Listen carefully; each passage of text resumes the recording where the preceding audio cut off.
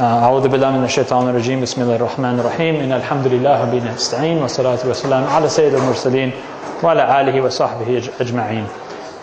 First of all, I just want to thank you all for inviting me.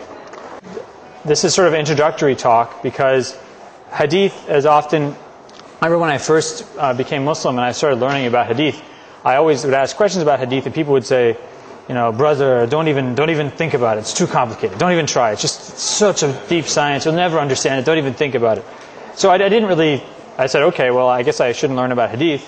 And then when I went to graduate school, alhamdulillah, they were actually some older students who were studying Hadith, and they sort of introduced me to how to start learning about Hadith and studying with teachers and things like that, and reading sort of introductory books. And I started learning, and I found it's actually not that difficult a science. In fact, Hadith is a very common sense science. It's a very common sense tradition, and it's something that Muslims should be very proud of.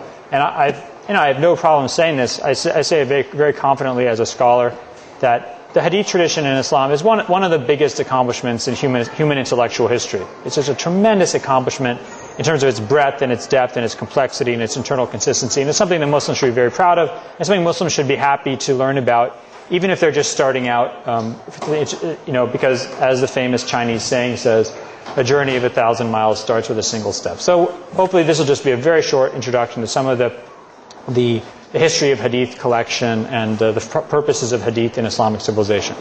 The first question is, what is a Hadith? Very simple question. What is a Hadith? Hadith is a statement of the Prophet ﷺ, a communication about an action the Prophet did ﷺ, or something that was done in his presence to which he did not object.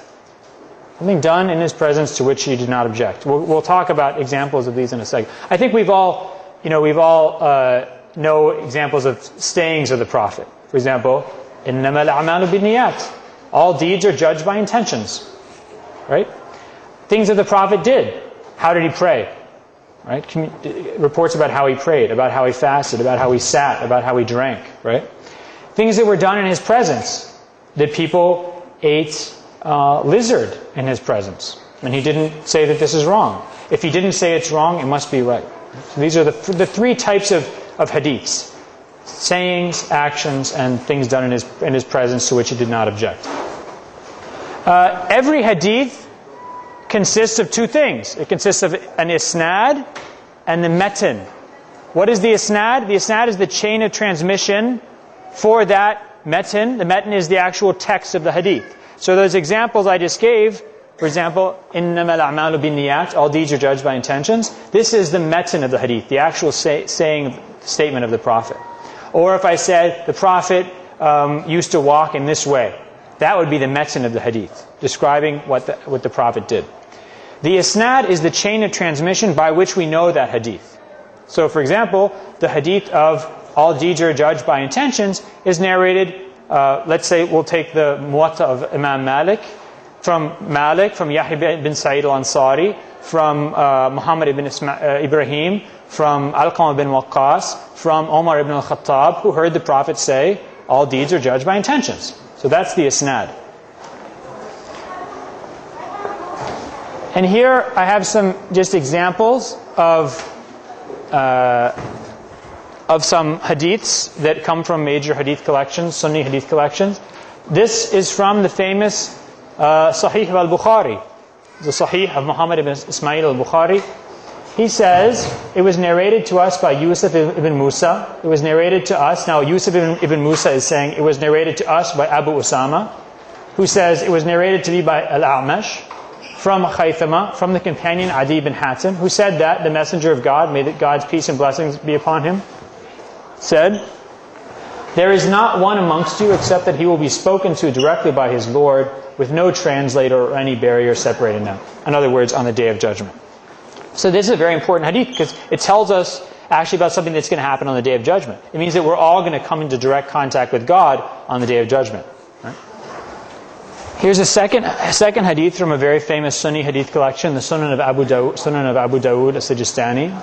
He says, it was narrated to us by Muhammad ibn Dawood ibn Sufyan, who says it was narrated to us by Yahya bin Hassan, who said it was narrated to us by Sulaiman ibn Musa, who said it was narrated to us by Ja'far ibn Sa'd, who said it was narrated to me by Khubayb ibn Sulaiman from his father, from the companion Samara ibn Jundub, who said in a speech, he was giving a speech, "Indeed, the messenger of God, may the peace and blessings of God be upon him, would order us to pay a charity on things we were preparing for sale."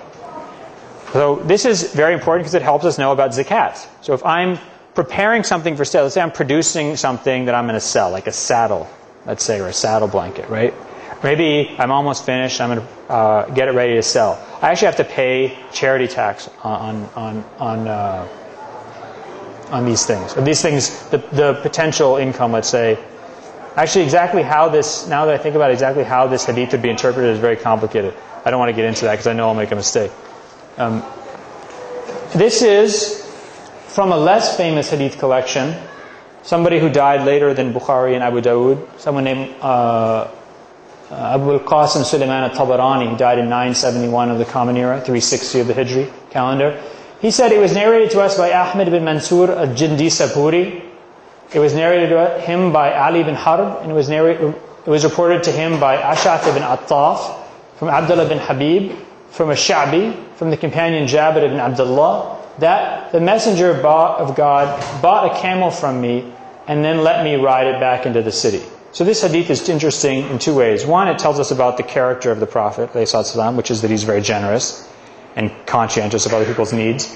And second, it says that you can sell something to somebody, and then you can actually use it after that. Maybe with that person's permission. There's nothing wrong with that, right? So it has ethical implications. It also has practical legal implications. These are just a few examples of hadiths the Prophet said. Another important thing to remember when we talk about hadith is that if you imagine I say something in this lecture, right? And then all of you leave the room and you all go back to your homes and your friends and your families, and you tell them about something I said. There's going to be a lot of different versions of what I said, right? Let's say I say, always be nice to your mother, right? Let's say Osman can go home and say, Dr. Jonathan said that it's very important to be nice to your mother. And Moise can say, he said it's part of a Muslim's behavior to be nice to your mother, right? So you actually get different versions of the same report